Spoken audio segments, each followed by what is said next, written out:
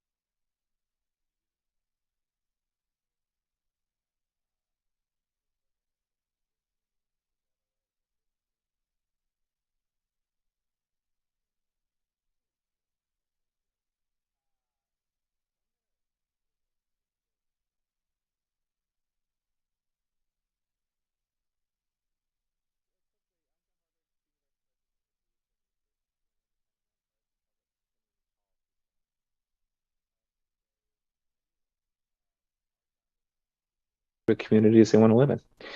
And we've been fortunate to be a partner with the city of Eugene a number of times over the past on a variety of issues, including the recent transportation bond that recently passed, and here for this levy. I'm going to walk through the results. There's a full report that includes some additional information that I'm not going to included in the presentation today. And then I took out some information from this deck that works better when you have time to have it in front of you and read it, but not quite as good for walking it through here. But if there are questions, of course, I have all that information and can address it. When I go through this, I'm going to make sure there's time for Q&A at the end. I want to make sure I'm being clear too. So if I'm not being clear and I need to repeat something or say something differently, please let me know. And I can't see you all, so you'll have to chime in so I know that you have a question. But just to begin, we did this to assess voter support for renewing the city's parks, and I should say parks and recreation as well. Levy at potentially at the current rate and then potentially increasing the levy rate. We also wanted to gather information about community priorities for parks and recreation, including development of new parks, enhancing public safety, additional ambassadors, police officers, but basically what Matt just described, just to repeat it. So that's where our aim was. And this is, when I get done describing this, I really do want to take a pause to make sure there's any questions, because if you have concerns about methodology, I want to address them up front rather than have you wondering about it until we get to the end. But this is what we call at DHM a hybrid survey, meaning that we use multiple approaches to reach people. So we use traditional telephone live interview callers, probably what you're all familiar with. We call both landlines and cell phones, mostly cell phones nowadays, but both. But not everybody wants to answer the phone. Not everybody wants to talk to an interviewer. And so it's really important to use other approaches too. And so we also incorporated what we call text to online, where people are randomly selected to get a text message, and that includes a link to take that survey. They can do it directly on their smartphone. They can certainly throw that link to their laptop or tablet or whatever their preferred device is. But because people have different preferences and how they want to be contacted and engaged, it's important to reach people differently. And we did that here. This was conducted April 5th through the 8th. So this data is still really fresh. Took about an average of 12 minutes to complete. And you're going to see here, we asked quite a few questions. So we did a lot in 12 minutes. We set quotas to match the sample profile to be consistent with what we would expect in a May special election in an odd-numbered year. It's difficult to predict with great precision what special election turnout will be. It tends to vary, but I would anticipate it being in that 25 to 30% sort of range, which would be typical for an election of this type.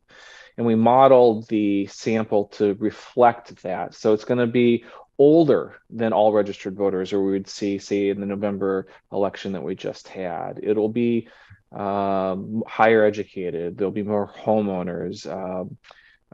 Those are the types of characteristics that tend to turn out more in special elections. And we wanted to get the most accurate read on what the profile of who's actually going to turn out to vote. We also are able to look at vote history. So those who have voted more frequently from those who have voted less frequently, we can tease that out too. And then we know going into any survey of any type, for any type, whether it's election or not, is that some groups of people just like to participate in survey research more than others. So women tend to participate more than men, people with more education more than less. And we know that going in. And so we set quotas too, so we ensure that we're not oversampling groups that are just more likely to participate. Once we fill those buckets up, we work really hard to ensure we're hearing from other groups as well. Margin of error 4.9%, and things might not always add up to 100 due to rounding. This is pretty standard approach. This is the same approach we used with the transportation survey earlier this year. So that's all consistent, but I will just check in to see if there's questions about this before I move on to the content. John, I'm as Mayor Vinis, and I'll keep the queue, and I'll let you know if I see any raised hands. At this point, I don't. Thank you. Okay, great. Thanks so much. John, before you continue, I forgot to add one important piece of information that'll be helpful as people hear the results. So in order to respond to what Sarah was sharing about the timing of the levy vote, about our understanding of the general fund forecast, we added an additional question that we didn't talk about in October. And I wanted to make sure that you knew that before you start seeing the results to talk about it. That additional question was to test whether community members would be willing to pay on average, an additional $24 per year per household to potentially fund existing services. Now, that's coming back to what Sarah was saying about we don't know yet exactly what services may be impacted in this budget discussion, but it's likely that there could be some impact in these, and we wanted to explore with the voters whether they'd be willing to put additional funding forward to support existing services up to about 1.5 million a year. That's what $24 on average per household is. So when that comes through as the last piece, I didn't want you to be surprised. Thank you. All right, so we started the survey like we often do by asking a broad question, in this case about satisfaction with quality of life. It's important when you begin a survey like this to begin with something that's relatively easy to answer and that signals to the participant that this is about their community. It's about something that's going to be important to them. That helps with response rates. It also helps us get just a sense of how the community is feeling, positive, negative, or somewhere in between. So here in this quality of life question, 60% said that they were satisfied with their quality of life in the city. I don't have a great apples to apples benchmark for Eugene right now in this question. I'd say that 60% is, well, I should say it differently. In the context of what we're seeing in Oregon across the state, whether we're asking statewide surveys or local communities, there's just been a drop off in satisfaction if you go back the last decade, but especially since 2020. And there's lots of reasons for that, which we could discuss, but you can, I'm sure, imagine what those reasons are. So I anticipated this question would have been asked, say, in 2018, or perhaps if it's asked again in 2026, that the numbers are going to be different. This is probably softer than it's been in the past, but that would be consistent with what we're seeing across the state. But that's sort of where we begin. We follow up importantly by asking just what's the most important issue in your community that you want addressed? And this is open-ended, so people can say anything that they want. We listen to all their comments, read all the comments, and we've tried to put them into meaningful categories. And so here, ask this, 47%, so nearly half of voters said that homelessness, something to do with those who are unhoused, is the most important issue. The next is affordable housing at 11%. Homelessness and affordable housing are related but distinct issues. But if you wanted to put them together, you're at what, 58% of voters identifying that. Crime and public safety, they're at 11, and then you see some other issues down below. We do this for two reasons. One, so you have a good sense of what's on people's minds, but also to be paying attention, where do parks and recreation fit in terms of salience of an issue. And parks don't show up a lot. I mean, there are some things that relate to this, and I think particularly with how they responded to some of the options and what they think are important investments with regards to homelessness. And we'll see that homelessness is a crime as well, and we'll see that as we go through the survey. Just for some quick comparison, we had asked a similar question in the survey we did together back in March, and you can see that the broad categories, both in intensity and ranking, are very similar. So homelessness, unhoused, affordable housing, crime are all sort of the top three at roughly the same percentages as that we saw before. So that's what's on their mind. Then we wanted to get some specifics about city services. Here again, we're really focused in on learning for this project around how they think about parks and open spaces and recreation programs. But in order to get a good sense of that, we also needed to include some other services as well in order to really interpret the results for parks and recreation. So we asked about fire, libraries, police, city streets, and homelessness services as well. And you can see that the very top one with those very satisfied, which is the dark green bars, with the somewhat satisfied, it's the light green bars, is fire and EMS at 84% who are saying that they're satisfied. A majority, 54%, say that they're very, very satisfied. So then if we just go one below that, if we pay attention to the combined satisfied, the very, and the somewhat, is parks and open spaces. So it's really towards the top, nearly at the top of what people feel good about the city. You go a couple lines below, you'll see recreation programs. There's not more negativity about recreation programs, but the don't know is a little bit higher. So of the services we asked about, it had the highest percentages of don't know responses. And, that makes sense. Everybody, or nearly everybody, is going to experience a park, even if they don't use it directly because they're out and about and they see them. But not everybody might experience a recreation program. And so the lack of awareness is a little bit lower, or a little bit higher.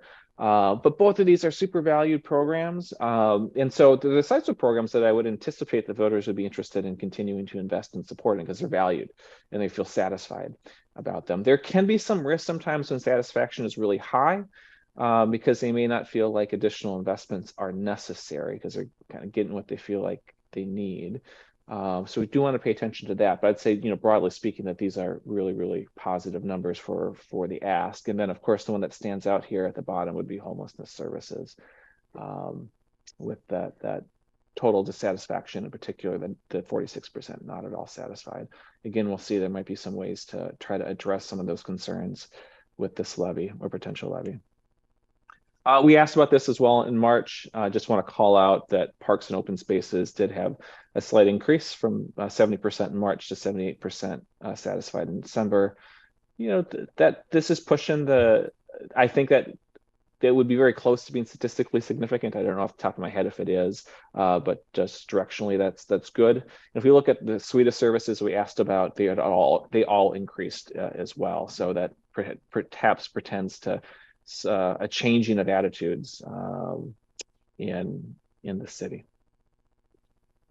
All right, so now we're going to get to the big question around the levy. We asked, as Matt was saying, 3 times and this one additional time at the end. But what we did is we sort of walked them through. Here is option A. Do you support or oppose it? Here's a little bit more information about option A. Do you support or oppose it? And then we told them, or asked about some particular ways or funding that would come with that option. And then we asked about option B and C in the same way. What I'm going to do here, though, is show you the levy results first, and then show you how they responded to some of the programs and services that would be funded with these. Importantly, when we tested these, we did it twice. The first time is asking or using language that's very close to what would be in the ballot title itself. So that is the form and structure that would be typical for a ballot title, the word limit that would be typical or is for a ballot title. We wanted to say, imagine, all right, if people didn't think about this or know about this until they got their ballots and they're getting their ballots for the first time, how might they respond? So the most conservative test that you can do. But this is option A, and we just told them to continue Parks and Recreation Services shall Eugene renew. That's an important word in this sort of a test. A 5-year property tax of 19 cents per thousand assessed valuation beginning in 2024. And we start with option A, keeping the current rate. We start at 62% yes, 34% no. These are really the sorts of numbers you would see and expect a levy to pass. So that kind of standard rule of thumb is you want to be north of 60% and have 30% or more of your support being in that certain category. So we asked if they were certain to vote yes or just leaning that way, or certain to vote no or leaning to vote that way. These are really numbers that are indicative of likely success. You do see on the right here, we pull out some of the demographic differences where we see some larger differences. And as you would anticipate, Democrats more than Republicans. Non-affiliated voters are supportive. This group here, this 45 to 64-year-old group, tends to be more negative on all sorts of issues. It's not a one-off to this survey or to this about parks. It's a consistent finding we're seeing, and it shows up here as well. So they get this ballot title test, and then we gave them a little bit more information, including how much it would cost a typical household or homeowner per year, and then some of the reality about this as an option.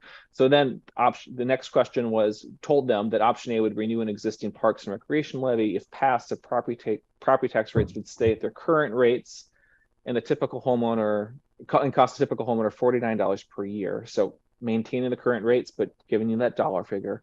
And then we told them, however, due to rising costs, Eugene would need to reduce some services and programs. So you go from 62 to 55. So support drops and opposition increases a few ticks. Okay, so we moved when we gave people a little bit more information about the consequences, both in terms of what they would pay and what they'd get, support declined a bit. Next, option B was, again, this is just the ballot title: to maintain parks and recreation services, shall Eugene renew a 5-year property tax of 32 cents per thousand assessed value begin in 2024. Now we're at 51%. Again, remember we started at 62 for option A, and here we're at 51, and that's certain. No is at 31%. Our non-affiliated drops below 50%, and we see a majority of 18 to 29-year-olds opposed now. The asterisk is just to remind me and to you, and it's in the notes in the full report, that the sample size for 18 to 29-year-olds is pretty small because turnout among that group in a special election is low. So there's not a ton of 18 to 29-year-olds in the sample, but it does increase quite a bit. So we still have majority support, 51%, but a fairly substantial decline from what we saw in option A. Then option B, given a little bit more information, here we say if the property tax would increase and the typical household pay $83 per year, then however, due to rising costs, Eugene would only be able to maintain programs and services at their current level. So this is saying you're going to pay more, but you're not going to necessarily get more services or programs because of rising costs. So now support is down to 48% and opposition is up to 47%. And then option C, here is a 37-cent rate. We're at 49% support, 44% opposition. And then with option C, with the additional information, we're telling them it's going to cost typical household $95 a year, and that this increase would allow Eugene to increase park and recreation services focused on increasing safety and preventing illicit activities, including unsanctioned camping, graffiti, and litter. And we saw at the top of the survey, unprompted, those are some of the top issues that voters are concerned about. And that support's at 50% now and 46% opposition. So option C actually had a little bit more support than option B. So cost them more, but telling them that they get a little bit more in return. Now, these aren't huge differences, but you do see that there is some rebound of support when people learn about the additional programs and services that are going to be provided with that additional resources. And we see that non-affiliateds get above 50%, and that opposition among that 18 to 29-year-old group fell again. Okay. With this, we also said, all right, here are programs, services that would be funded with these various options. And we're just trying to figure out, would this make them more supportive or positive about the measure, or more negative towards it? This can both help in terms of policy and program design for you, but also just in terms of how it's communicated to voters. We don't have time to go through all of these, but so what I'm going to do is really try to call out the things that stand out is especially important across these different options to voters. So here, this is for option A, the number one thing that said that would make me more positive was unsanctioned camp cleanup, graffiti removal, and vandalism response. So it really is drawing a direct connection between this parks levy and what voters said out of the gate, that this is the most important thing to me in the community to address. And so 73% said we were positive. Number two, park maintenance and activities, including reopening restrooms, turf mowing, landscape bed maintenance, bed and tree maintenance, and maintaining equipment. I can't tell you with certainty if it's this combination of all these different things or if it's any one of them in particular that makes people feel positive. This is not in the data, this is my interpretation, but I imagine opening restrooms is what's driving quite a bit of that. Could be other things too, but I suspect that's part of it. I'll just call it what's at the lowest priority among this, although most people said it would make them more positive.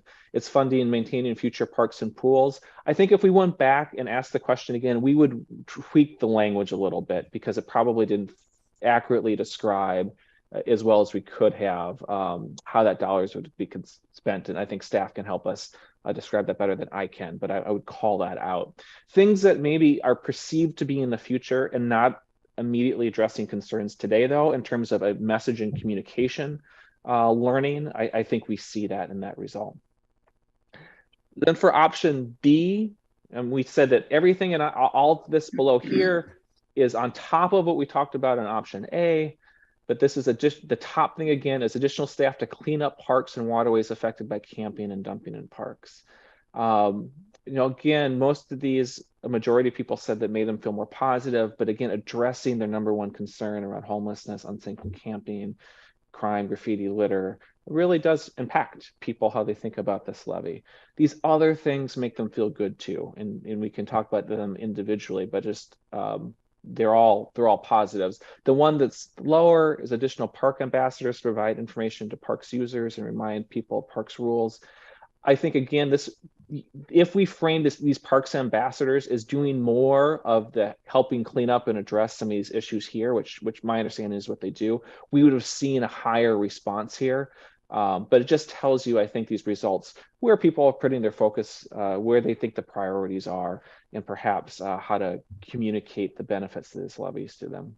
And then for option C, additional parks resources officers, 67% dedicated, additional parks resource officers serving as dedicated police officers to address increased illicit activity in the parks. 67% said that make them feel more positive. So addressing public safety concerns, addressing unhoused encampments concerns are things that are really important to voters, and that's consistent with what they told us even before they knew what this survey was about.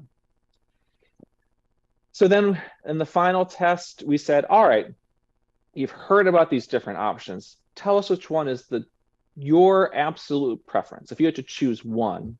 And here's where honestly, the results get a little trickier. A plurality of people said option C, which was the most expensive option, but delivered the most benefits as well. But it did not have the highest level of support. Remember, option A had the highest level of support. But a plurality of people said if I had to choose one, I'd choose option C. And that it's a challenge, I think, with these results, that perhaps getting to a majority 50% plus one would be a smaller scaled levy that perhaps has the highest likelihood of success, but there's more voters in the community who would prefer something more robust. And so the results are unfortunately, a little muddled there, a little challenging there. And then, as Matt was saying, at the end of the survey, we asked this additional question. Recent budget reports to the city of Eugene show that there may be an unexpected budget shortfall in the city's general fund in the next few years. If this happened, would you support or oppose paying an additional $23 in your property taxes to ensure that parks and recreation services are maintained? This would be in addition to the property tax options previously discussed. We really tried to make it clear to them that this isn't $23. It's just $23 plus what we had talked about. And that's 52% yes, 43% no. So it looks like there's about 50% of voters who would likely turn out in this May special election who are committed to saying yes to something. And it's probably not a whole lot higher than that. I mean, with good communication, with good outreach, these numbers can grow, but there's substantial opposition. But even at this end here, with hearing all three options and then hearing this additional thing, it's a 9 percentage point gap on the yes side. And so, there's real opportunity there. This is probably difficult to describe. There's lots of numbers here. I'll just try to describe what this over here. What we wanted to do is just to show you like how support is sensitive to the various options and costs. So 60% of people were yes on option A, and that means they're on just the ballot title question and the informed test question. So 60% said yes on option A.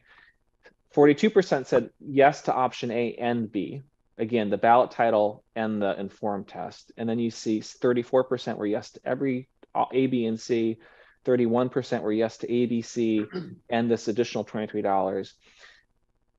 And then I might focus most on here. There was 27% said no to everything. Another way to interpret that is, about 7 in 10 folks said yes to something. There is an appetite to increase or to continue funding for park services, getting it sized appropriately to meet your needs and to meet voter support is the tricky part. But only 27% said no to everything. So a clear majority, a large majority, were willing to say yes to something. And with that, I will pause. I'm going to stop sharing my screen so I can see you all, but I can put that back on the screen if necessary to address any specific questions.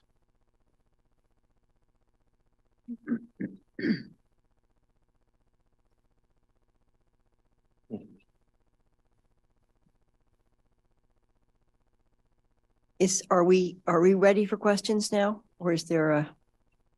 Yes, I do have some slides in case there's some questions about tax rates and what they look like when you potentially combine them, if you're interested in that conversation, but we're ready for questions. Okay. Thank you. All right. Super. Thank you very much. This is a lot of information to digest, and I appreciate it. And it's a kind of a challenging question. The public actually wanting this, but it's not clear how far we could go and really get support. So thank you for sort of laying that out for us. And I do have Alan in the queue, and then Emily, and then Randy. First, I was puzzled by why option C would garner more support. And then I thought, well, it's not just a financial question. It's actually what do I get for what I'm paying for? It's a value question. And that makes sense to me. If you think more people believe option C gives them more of what they want, then more people support it. And so I could see how option C actually ends up on top. So it's really a kind of a bang for your buck value question and how people perceive that. And I gathered from the slides 21 on, the things that resonated with people were the words cleanup were all over the place. That resonated with a lot of people. And then, making sure the basics are taken care of: mowing, keeping the restrooms open, landscaping, But and then on option B on slide 23, additional park officers serving to address illicit activity in parks. So that resonated as well, kind of. And then so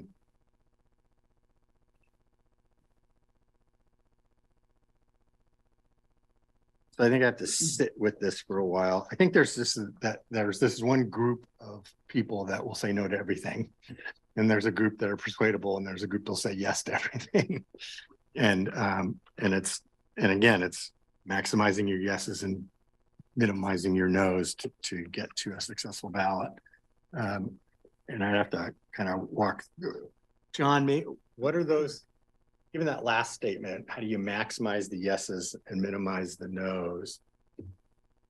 What does this research indicate to you that we should be doing or saying in that regard? Well, my interpretation, so we didn't test much messaging, we tested priorities. Right. So I might give a different answer if we ask different questions, but sort of the things that we asked about and the way that we asked about them, I would say that I kind of read the data as there's roughly 50% who are willing to say yes to what's put in front of them. And that might encourage you to go for something bigger. There's roughly a quarter of the voters are going to say no to anything, no matter what you put in front of them. And there's roughly a quarter that are persuadable, that could go either way.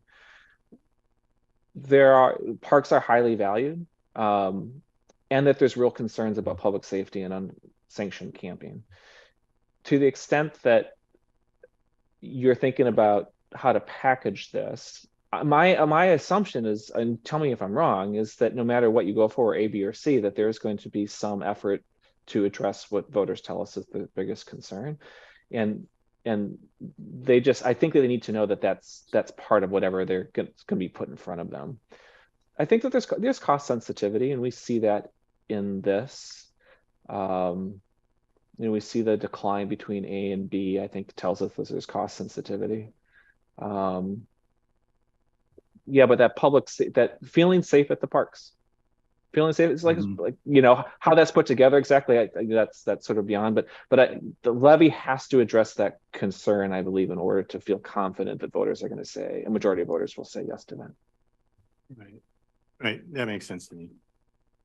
Yeah, they addressed the first two issues on our surveys, homelessness and safety and crime. With safety, they're more likely to, and that, I guess that speaks to packaging and what the services are. And if you can make it clear that in voting for this helps in those regards, it has a good chance of passing again. What was the first vote on the levy? Does anybody know what the percentage was? That it was just over 65. I think it was 65 plus in favor. Is this like the library guy? Are you rounding up or down? I'm rounding down. I think it was 65.3 or something to that extent.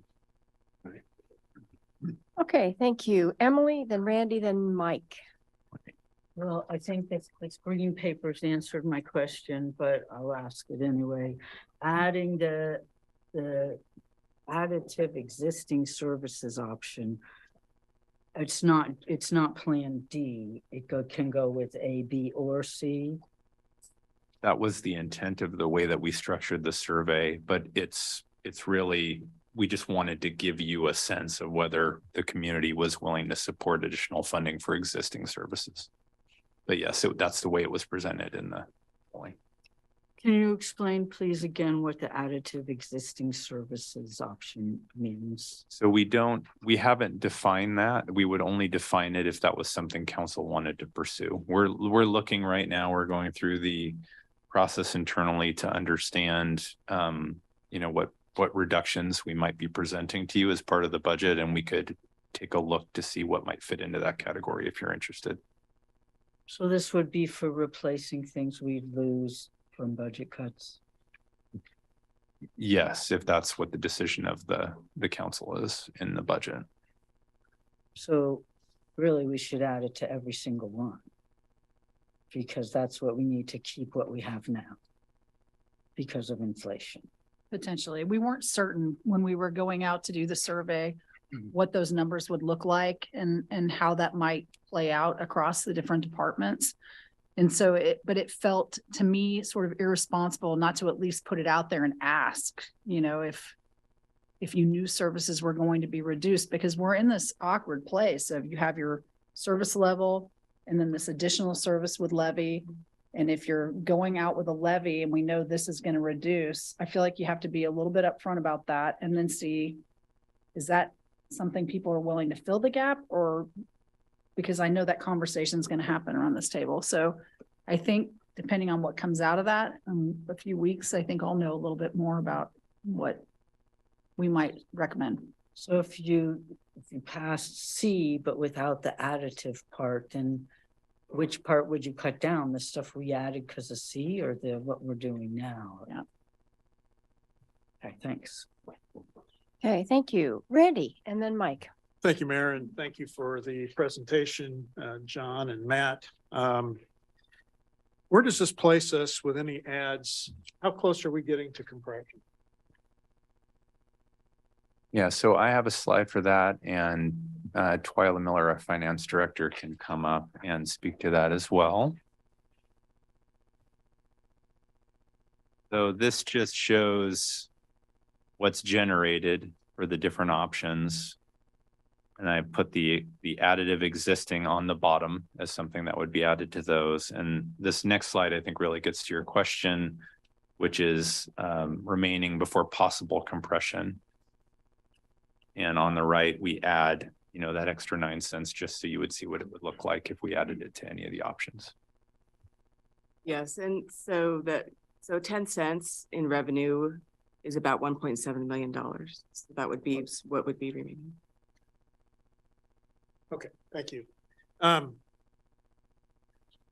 know, I hear all the time, safety, safety, safety, and people are concerned about that. And it actually, I believe it gets into the utility and enjoyment of our parks, which people do value. But when they don't feel safe, that's a problem. Have we explored any passive safety measures like enhanced lighting, potentially cameras. I know in West Eugene, when one of those police sentry trailers show up, it's like flipping a switch, crime, and then it just stops. And let Craig Carnegie, our Parks and Open Spaces Director, respond to that. All right, thank you, Councilor Groves. Yes, we work on those types of options constantly. We've employed multiple trailer cameras. We've added security services. So we're constantly looking for new ideas. We look to EPD for suggestions and other parks, what they're doing out there, but we're always open to adding things if possible. And we have been able to do that over the last couple of years with what we had from the levy. Well, thank you. I guess that speaks to looking at maybe some one-time funding, possibly grants, something like that could be dedicated towards safety enhancements. And, you know, the passive piece, it does work. It worked up on Irish Ridge. It's worked throughout the commercial industrial area when those trailers have shown up. And it might be a way to get some of the safety, no matter which option we pick, would enhance that piece. So that's something I would be very interested in seeing. The other question I had, what does unsanctioned camp cleanup mean? Is that just removing garbage and trash, or is that actually keeping our space clear? Unsanctioned camp cleaning removal would be keeping the space clear. Okay. Thank you. Okay, Mike. Thank you, Mayor. You know, there's one question that I would not have expected you to ask, but I would have liked to have seen the answer to in this. And the question is the satisfaction level with our current service level of preventing illicit behavior and illegal camping. And the reason I ask that question is because the differentiation point for me, I think, is perception of services and policy. And I think that's the reason you got a 61 out of the gate. And then the more you inform, the lower it goes. I think the A and B selections seem like extensions of current policy, where opportunity C seems like the only one where the enhancement piece is with preventing illicit behavior and illegal camping. And I think we saw the response to that going up because there are a number of people who think we don't currently do that, or at least that we don't do it well at all, and that that's the appropriate policy prescription. And that's why I think those results speak the way they do. Either way, the least informed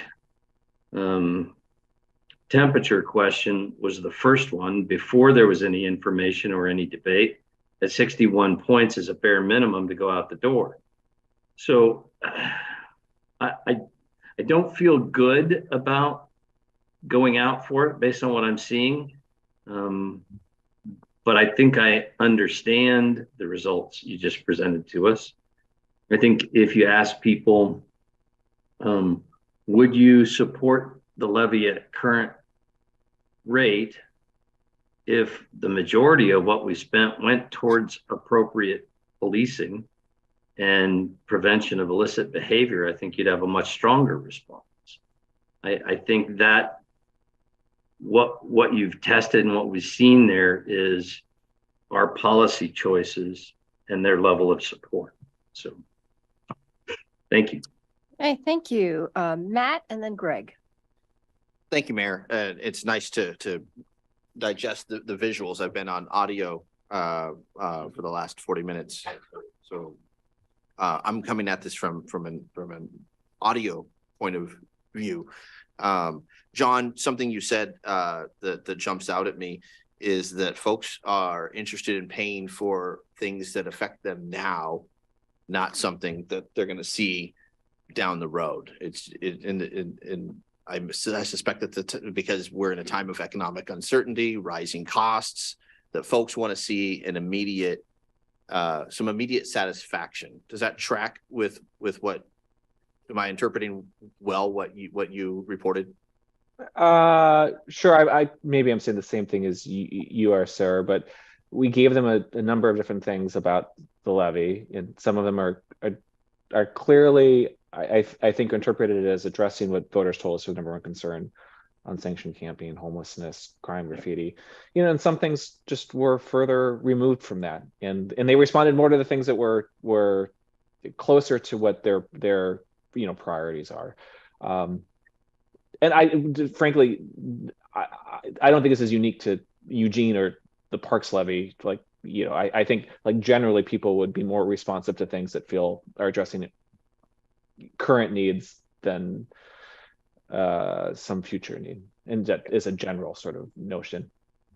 Thank you. I appreciate Councilor Grove's creative thinking. I'm not so hip on cameras in parks, but I like the concept of creative lighting, low cost lighting, one-time funds, perhaps holiday lighting and trees, adding to that mix. But when folks are 61% right out of the gate, because there's no additional cost at a time of economic uncertainty and costs of goods are on the rise. I see anytime there's a survey hitting above the 60% threshold, it gives me a lot of comfort going into a potential vote. I think the best poll is the latest county parks and parks bond renewal or parks levy renewal, excuse me.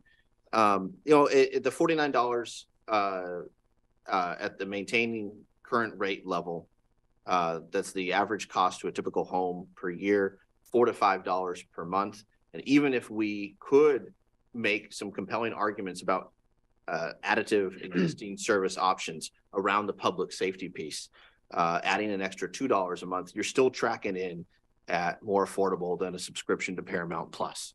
So I think I would want to embrace that maintain current rate and really ensure that if we were to ratchet up, that we're ratcheting up not by much, but we're doing so that's embracing the longing that has been signaled to us by the community in regards to alleviating houselessness, in regards to embracing public safety in our parks. Another thing, John, that you said that stood out to me was defining certain pieces.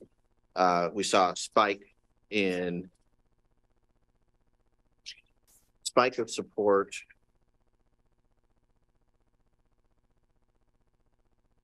Where are my notes? Here we are. A spike of support around dedicated police officers, more positive, 67%. Relatively strong support, a majority, for nighttime security patrols at 53%, but then funding for 2 additional park ambassadors drops to 44%. To John's point, I suspect that's largely because we're just simply not defining those. So sorry to be all over the place from my audio report, but I hope that tracks. You're good. All right, Greg and then Jennifer. Thanks, Mayor. I appreciate the opportunity. I have a rather interesting question on this, and that is, I know that you guys, Greg and Craig and Matt, have all delved into best practices in other jurisdictions and other cities, special districts, all of that.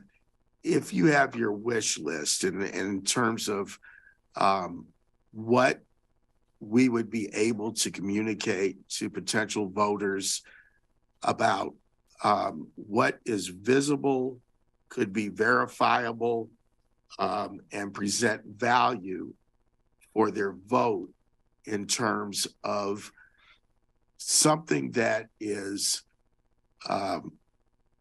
that would make a visible difference in the way that our constituencies engage the park system. So aside from cleaning it up, aside from, some of the other pieces, what kinds of, what kinds of infrastructure enhancements could come out of a levy like this that could make a difference, at least a significant difference, in the perception that voters have and how their money is being spent? So my response would be, we just had a bond that was very supported and very specific to recreation. And we just renovated 3 facilities for upwards of $28 million.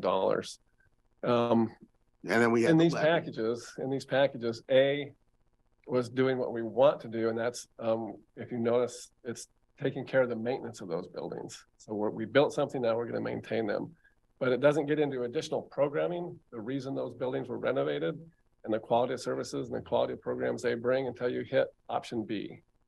And that adds funding toward programming of those buildings. That has nothing to do with safety. That's simply our systems plan at work. It's what we tried to describe 5-6 years ago, and our progress moving forward. So it's building our infrastructure and then utilizing that infrastructure to serve the community with recreation activities. So that would be my part of the answer. So how do we communicate that better to the voters? Because people see some of that, but I don't think that they really get all of the behind the curtain stuff.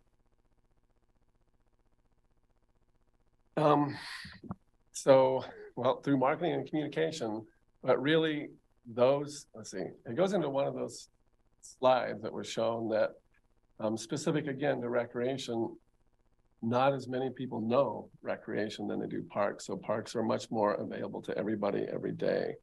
So it is about communicating to those users of our facilities about the enhancements that we've done. Those who are currently using Campbell, Sheldon, and Echo Hollow are very impressed with what programming is coming out of those new facilities. I guess your question is, we need to market and advertise more to those who don't really know that those wonderful renovated facilities exist. Or that we need to renovate more of them in the communities that are close to them, in the neighborhoods that they're serving. So the bond is taking care of a lot of our infrastructure needs, and people are seeing the results of that, whether it's from aging infrastructure that we're renovating or adding new parks. So that's obviously visible. Relative to the levy, we do annual statistically valid satisfaction surveys. We provided that data to council every year. It's clean, green, and safe. Those are the main things. And if you take the clean and the safe piece off, the green piece is a really, really important thing for people. They want to see that the vegetation's maintained. They want to see new trees being planted. They want to be able to go and enjoy the parks, and they're safe. And you have to hold those parks and make sure that they're perpetually safe as best as possible. But when they're in those parks, they want to make sure that infrastructure is sharp. They want to make sure that the grass is mowed and that it's relatively green, and that we're doing things to make sure that we're being responsible in terms of irrigation. And then again, just the vegetation management piece was a big one in those satisfaction surveys, that they really appreciated what we've done to make the parks look cleaner or look sharper and greener. We can provide those surveys on the satisfaction of the levy, Councilor Clark, if you'd like to see those again. They're really interesting to show that people are seeing what we're doing. They really appreciate it. But when it comes to the clean and the safe part, they recognize that we've done a lot. But they feel like we just need to be able to do more. And I appreciate that, because I know that my neighbor 2 doors down, Ernie, is going to walk down and knock on my door and ask me, why should I vote for this, Greg? Besides the fact that you can swim in Echo Hollow pool and it doesn't collapse is one reason. But, there are other pieces to that I don't think people realize what they have received or what they are getting out of the last votes that they had, both for the bond and the levy a few years ago.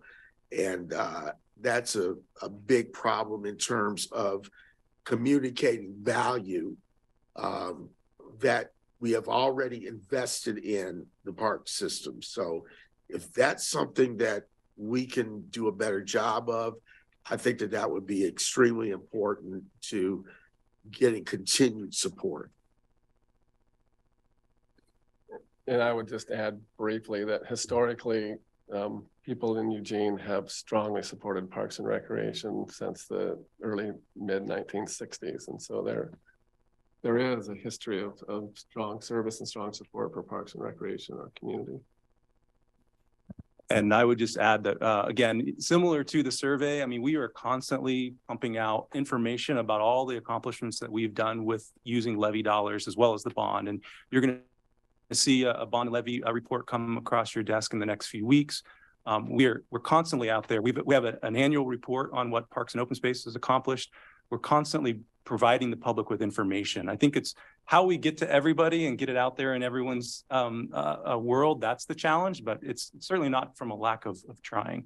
And I can direct you to that information, social media. It's all over that. So we're getting the word out. It's just, and some folks are listening. It's just about how can we get it out to maximize the population. Okay, Jennifer. Thank you, Mayor. So first I'll just say, I think like some folks, I'm feeling really uncomfortable about making this decision with this uncertainty about the general budget. I also agree that I think there's a lot of really strong support in our community, and that, I think there's a very high likelihood that something would pass because folks love our parks. They're really happy with the work that's been done over the last years. Folks I talked to are pleased with the progress that's been made and the renovations, and how they're feeling like, we were kind of in a hole of not doing a good job of maintenance, and that's not how they feel anymore. But what I worry about is passing something and having a reduction in another area and kind of losing that promises kept feeling, right? That they're gonna, even though we're trying to be as transparent as we can, it's really hard to get messaging out, we know. And that long term, we're gonna hurt ourselves in our, you know what I'm trying to say here? I really am concerned about that. And even if we get this and we get our money, that when that's over, we may be in a bad position because people don't necessarily trust that we're gonna follow through. So I don't know how to solve that, obviously. But I just wanted to put out there how I'm feeling about it. I think a lot of good points about what is important to people around safety and continuing to keep our maintenance where it should be are priorities that I also hear. I don't know if there's a way before we have to make this vote of repackaging what we're thinking about. Maybe it's too soon. It seems like we're not really in that place to know where the cuts are going to be. But if there's a way that we can kind of package it around the things that folks are really concerned about a little differently, I might feel a little bit better about that. I don't know if that's super helpful, but. Yeah, thank you. I have two counselors who want to have another round. I just want to say one thing and then kind of pay attention to the time. So I'm not sure where we're going to, once again, where we're going to land with your strategic planning discussion. That's called planning.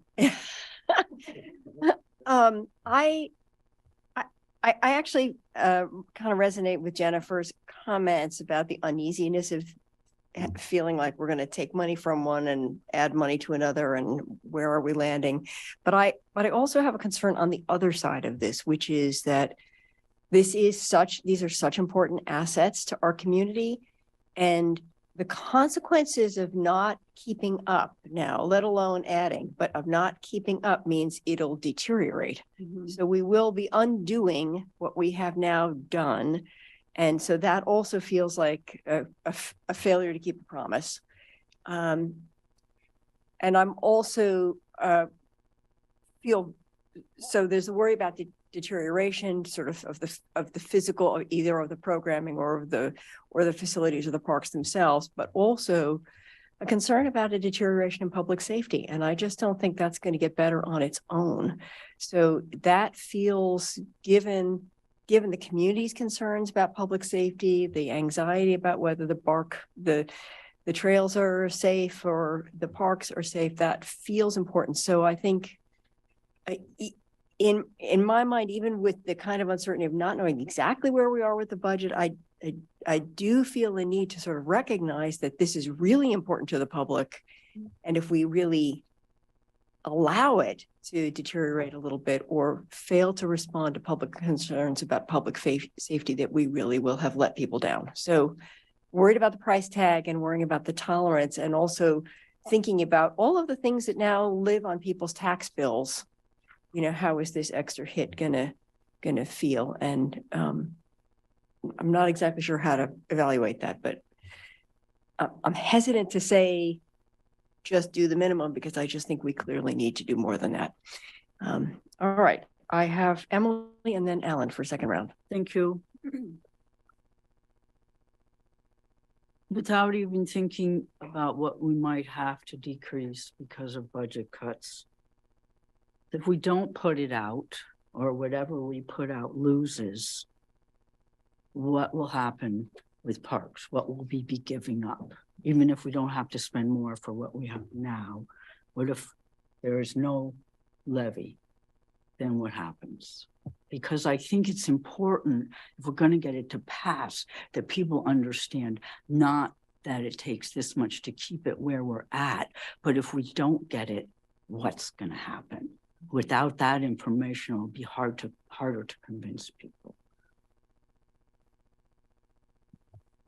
So we would have to take a deep strategic look at all of our services across the spectrum of parks and open space and prioritize what we've heard from the community that they value the most and make some changes and repurpose where that funding lies is essentially where, in my mind, and I don't know if city manager has another thought. Obviously, it's not my decision entirely, but that's what I would do is take a deep look at that full service package, knowing that we've got the $2+ million loss for park maintenance and on operations as well as safety, and that we really can't, as the mayor's spoken, we really can't let the community down when it comes to cleanup and safety. So we're gonna have to do our best to try to prioritize what we've heard from the community over these years. Well, I certainly don't want you to take the time to figure that all out if we don't have to use it, but I do think it would be helpful for people to have an idea of where it would, how much less would the trash be picked up? How much less would the grass be mowed? How often would the bathrooms be cleaned? Because that's stuff that people can really grasp. And I'm concerned that level A won't keep us where we are, and that will make people very upset. I want to do it all, but that's a lot of money.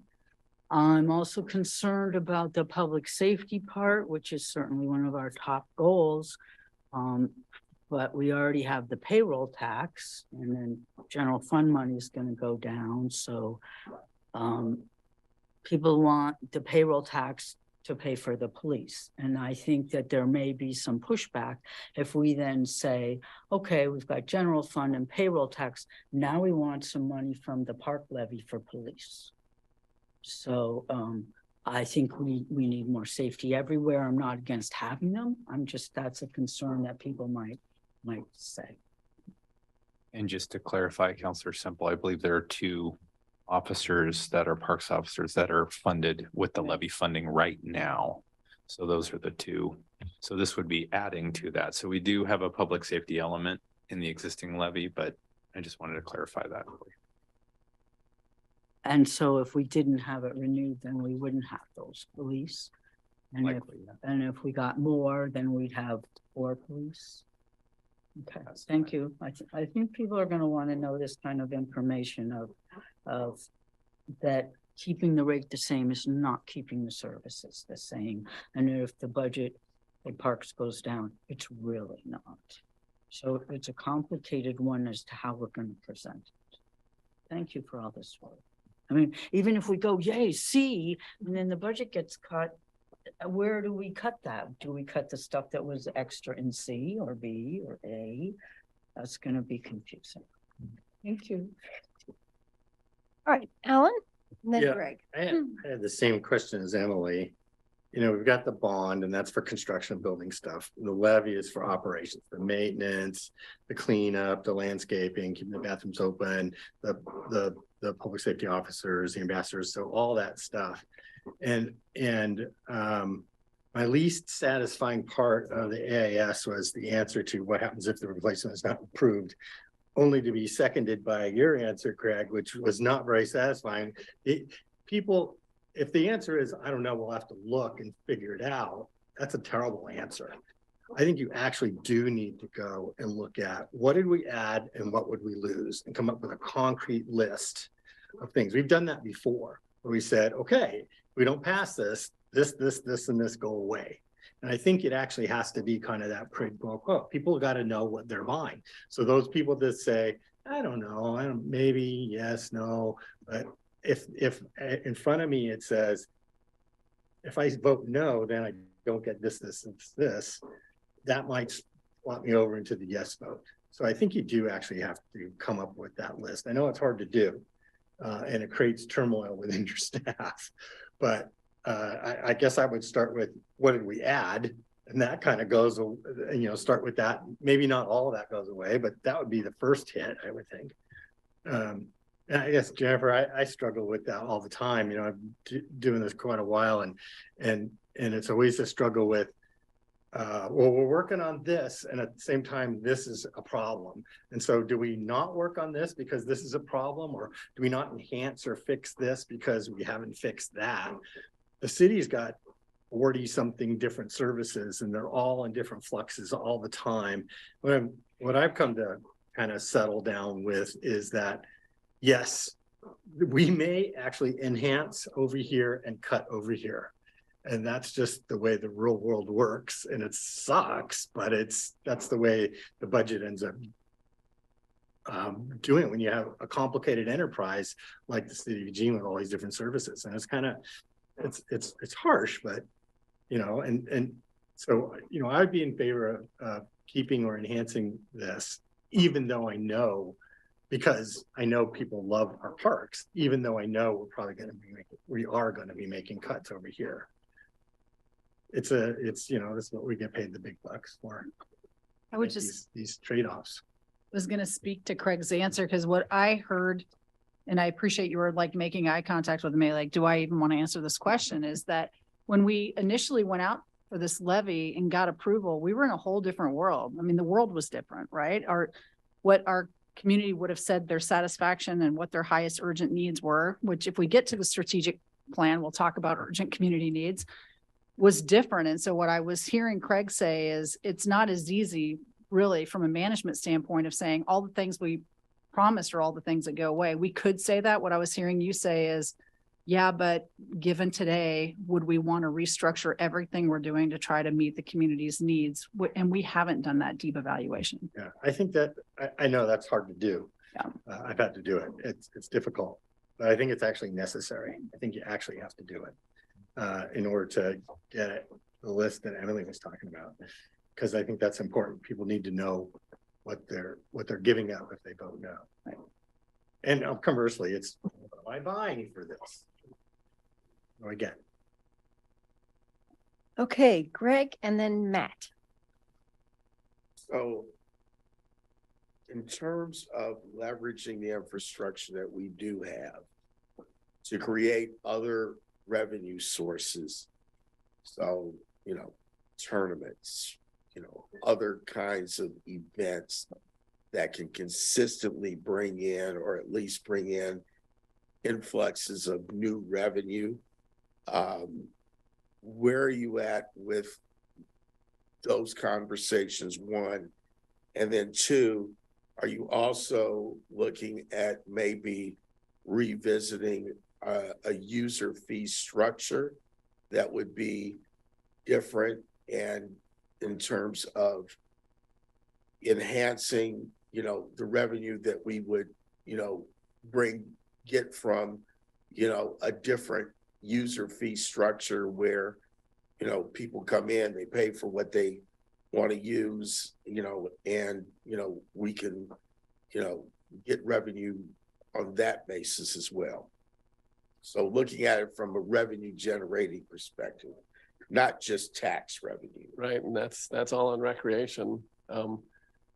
So again, with those renovated facilities, that is our goal. As Sarah mentioned, we have a large gap, and there's another way to deal with the gap, and that's to earn more revenue. And so we are looking exactly at the capacity of our newer facilities to increase the revenue with which they earn, to help bridge that gap. At Campbell Community Center, that has to do with hours of the building, fitness classes, and even renting the facility. And so we're looking at that more. We have not hit the capacity at which we could operate that building. That would be very much the same for Echo Hollow Pool and Sheldon Pool. Both those, Sheldon just reopened this last summer, but Echo was open last summer, and we were hoping to reach our capacities, but we had a we had staffing difficulties. We couldn't hire enough lifeguards to staff it as much as we could. So we are looking at all those options within those facilities especially. And we're also evaluating, again, with this budget gap process, where we can make other revenues or additional revenues within our service area. And when we do that, then we got to look a bit at the triple bottom line process. And if we're increasing revenues in one area, then what is that impacting? Is it impacting those who have trouble accessing our programs? And so then it's a triple bottom line challenge. So but we are looking at every single way possible that we can increase revenues, because if we do so with that, then we're not as likely to have to reduce our staffing or our M&S. So, but there is a challenge to that balance. Like swim meets and those kinds of things. I was at a wrestling tournament in Pleasant Hill, and I won't make any comment on the facilities out there, but I think I would have been more comfortable in a Eugene facility than I was, out there. They did a good job, everything else, but you generate revenue off of selling, hot dogs for $3. A bag of popcorn, and you only take a quarter to make, you sell for $2. Those are small things, but at the same time, those are things that generate revenue. And, with other surrounding businesses and that kind of thing, that I think would be helpful. And then, also, again, as you just talked about, relooking at the fee structure, but there's equity issues with that in terms of, who pays and who can afford to pay in terms of those fees. So I'm sensitive to those issues as well. But I think that we have to figure out the equity issues, but at the same time, looking at ways that we can, enhance our fee structure and increase outside revenue. Okay, thank you. And Matt. Thank you, Mayor. Similarly, I would like to suggest, because this is a work session on parks and recreation funding, if we haven't thought about this already, a tip jar or a system. How many of you were shopping around the holidays and it was an extra $1 to chip into Food for Lane County, or an extra $1 for veterans? If I'm buying records at St. Vincent de Paul or Goodwill, you round up to the nearest $1. So if there's a tip jar system in place, capitalizing on the generosity of our most frequent users, who may be the most affluent or the most philanthropic among us, who might want to chip in when they're going to their nearest dog park to buy more bags. They might want to chip in every time they use our services out of the kindness of our own heart, or of their own heart. So has that been explored at all, or is that are there any kind of gut reactions to a kind of a tip jar philanthropic? I think tips would be great. $5 million. I don't know if we would generate $5 million.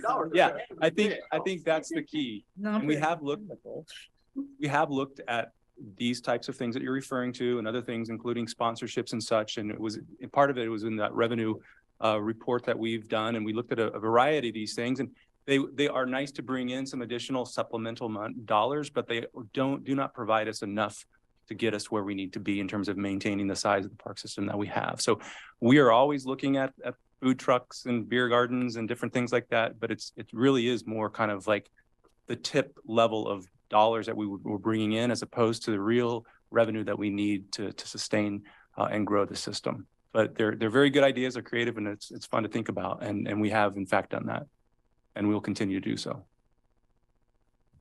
Lindsay. Thank you so much for your presentation. I think that there's actually really encouraging statistics here that you've presented. I I think it's great that almost 40% of homeowners are choosing option C as their preferred option. As a homeowner myself, I would choose option C. I want my parks, and I think that we live in a place that does choose this. I understand the concerns about the budget, but I think, you know, going for it and marketing this is what I think we're all saying is really using the pieces that people find to be very important. I think safety and cleanup are some of our biggest issues. I think that can be enough if we say it correctly. And we should, I think it's our best opportunity to not decrease our funds. So thank you for putting together this excellent presentation. And I look forward to talking more. Thank you. And Mike. Thank you, Mayor. I just wanted to agree with Emily and Alan in their assessment of, I think this should be marketed, as Lindsay just mentions, with the opportunities and what's presented as what people are getting for their dollars. I also think it's important to say what they would do without, or what we as a city would do without them. I got to chair the Lane County Parks Levy that just passed, be one of the co-chairs. And that was a really different sort of ask, because the maintenance had been deferred for so many years on so many of the county's 7 parks that they were in danger of needing to close a couple of them if they couldn't pass it. And I do think that that potential negative reinforcement was a part of why people voted in favor, because they wanted to maintain what we had appropriately at the county level with that. Craig, did I hear you properly, or did I understand all this property? Current levy is producing 5 million a year, or excuse me, Lance, that 5 million a year or in total? No, the current levy is generating around 3.1 per year. The parks portion of that is a little over 2 million of that. Okay. And the time frame of a new levy would be a 4-year, a 5-year, where I believe it would be a 5, which is the current cycle that we're on right now. Mm-hmm. Okay.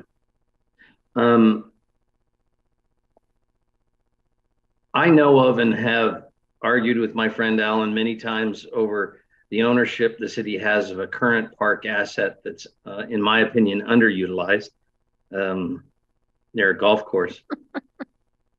And I wonder, are there underutilized, undeveloped parks of a similar nature that are in, let's say, R1 or housing usable lands that we're currently holding more than the Laurel Hill stuff? Yes, sir. I actually currently have a list of those properties on my desk. And our team is looking at those. There's not a huge number of them, and a lot of them are quite small. And again, it'll only generate one-time dollars, right, not ongoing. But that is certainly something that we're exploring. We're trying to turn over every rock out there possible, and so that's certainly one of them. Okay, thank you, sir. I appreciate it. Okay, I have several people with another round. Are you good? Okay, Jennifer, second round. I just wanted to push back a little bit. Sorry, it takes me a while to think. We've been talking about how having this list of things that we would cut, and I was sitting here and it was making me a little uncomfortable, and I think I finally figured out why, and that's that it could be worst case scenario, a very large cut. And I would really hate for that to fall completely to staff without our community being able to be a part of making those, what will I assume be very difficult decisions about what we cut and what we don't cut. And coming out with a list and saying, like, these are the things we would cut feels a little disingenuous, because I mean, I would think that would be a better decision done when you had a full picture rather than making that, I don't know, that decision beforehand. So while as a voter, I would want to know that, I don't know that it's the choice we should make as a responsible government. Thank you. Emily? Remember, thank you. I should remember this, but how long until we have to put a library levy out there? 4 years. Yeah. Just did that. We just did it. We just did it. Here. Thank you. Last year. I'm glad I won't have to think about that for a while. 3 years away. Alan? When we did that before, what we did was, we came up with a list larger than the amount we needed to cut. So there were things on the table. So it was the larger list of things on the table and said, okay, well, we need half of this in order to get there. So we did, so it's not up to staff. In the end, though, we do ask the city manager, what's your recommendation? But you could do it like that, where you have a larger cut list. Problem with a larger cut list is that it wreaks more havoc in the organization in terms of, oh no, that thing that I do is on the chopping block and could impact morale and things like that. Can I just give a Yes, quick- please. I just want to address a couple of these things, just an update about what's coming around finances generally. So we've talked about a couple of things. We're looking at a date in January, I think late January, to potentially come back and say, okay, I have a much clearer view of what is going to be going into the budget. What happens with our budget is that's complicated is I have to make decisions in January to be able to to balance all the numbers, put it in a book, get it advertised, and be all ready for budget committee. So we are looking at a large list of things. We're asking for more ideas. In the end, I will bring you a recommendation, but I will also say, here's all the things I looked at, and you should be able to move things around. My plan is to give you an update about that in January, along with a recommendation about how you might put together a revenue committee, because you've talked about that as well. So all of this stuff is happening right around the same time. And I know it's uncomfortable and awkward, but I do also, and that's why I wasn't prepared today, even to make a recommendation. And it was just like, I'm still gathering information to even be able to say, this is what I think is the most responsible path forward. I do all that knowing that when we survey the community about what they love most in Eugene, it often comes down to our green spaces and our waterways. And so it's a challenging thing to navigate. I'll just say that. Yeah, thank you. Thank you for that. And I actually just wanted to end on a kind of a positive note around this, in addition to that, which is one of the paths not really explored here was the possibility of creating an endowment. And I do think if we look at a revenue committee, and if the city were looking at some of the small pieces of land that they were going to sell, instead of turning those into sort of one-time dollars, helping to create an endowment that others could invest in that might, it's not going to solve the problem this year, but maybe 5 years from now would begin to build a kind of some equity that we could look to. So I am hoping that comes up with the revenue committee, and because I think that's an interesting idea that we haven't explored before, as far as I can tell. So, yeah. Okay. Well, that 45-minute work session took an hour and a half. Thank you very much. There's a lot to discuss. Really appreciate the thoroughness of your presentation and your responses to us. And we are adjourned. Actually, Oh, sorry. you actually have 7 minutes. Oh, you want to speak?